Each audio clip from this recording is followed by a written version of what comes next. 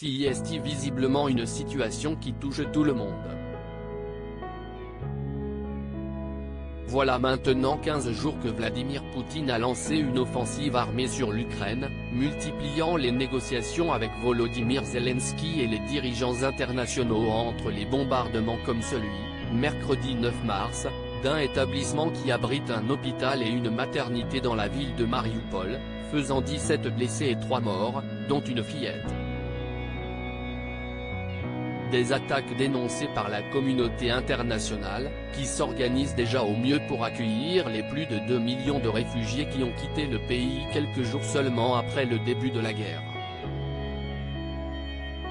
Une situation qui touche beaucoup Kate Middleton et le prince William, qui en soutien au peuple ukrainien se sont rendus, mercredi 9 mars, au centre culturel ukrainien de Holland Park, dans l'ouest de Londres.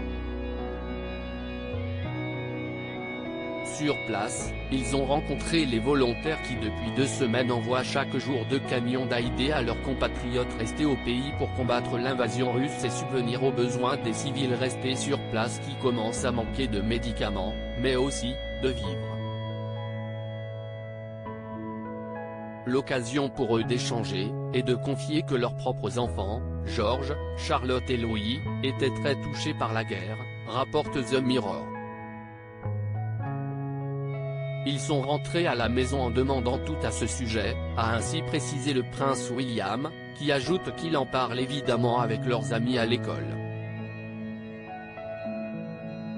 Quels membres de la famille royale ont fait des dons pour l'Ukraine? Se sentant tellement inutiles dans cette guerre, Kate Middleton et le prince William étaient venus avec quelques délicates attentions lors de leur visite, notamment des pâtisseries faites avec leurs enfants, à qui, il n'est pas toujours évident d'expliquer la situation. Le duc de Cambridge a laissé entendre qu'il devait choisir ses mots avec soin pour expliquer ce qui se passe à George, Charlotte et Louis. Après avoir été parmi les premiers membres de la famille royale à soutenir l'Ukraine, le duc et la duchesse ont proposé leur aide grâce à leur fondation caritative pour les enfants et les jeunes souffrant de problèmes de santé mentale et de traumatisme de la guerre. Comme plusieurs autres membres de la famille royale, de Camilla Parker Bowles au prince Charles en passant par Elisabeth II, ils ont eux aussi décidé de soutenir financièrement l'Ukraine.